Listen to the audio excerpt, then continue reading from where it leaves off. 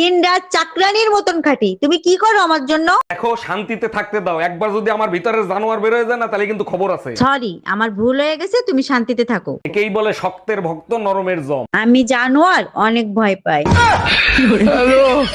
আমি কোনো কথা শুনতে চাই না, আমার তালাক চাই, মানে চাই। আচ্ছা দিব, 3 মাস দেরি করো তারপরে। কেন 3 মাস দেরি করতে হবে কেন? এখন ডিভোর্স দিলে কি সমস্যা? এখন ডিভোর্স দিলে শীতের 3 মাস কি একা একা বাল ফেলাবো?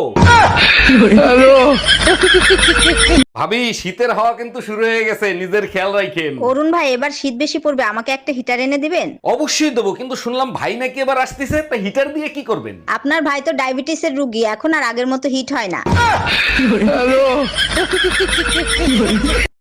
এই কি হয়েছে তোমার, মন খারাপ কেন? ডাক্তার বলছে আমি আর বেশি দিন বাঁচবো না। বলো কি, তোমাকে ছাড়া তো আমিও বাঁচবো না। আমি তো অসুস্থ, তাই মারা যাব। তুমি কেন মরবা? এত খুশি মনে হয় আমি সহ্য করতে পারবো না। টেনশন করো না, মরার পর তোমার ঘাড় আমি মটকাবো। মোটটা তখন পাব নাই।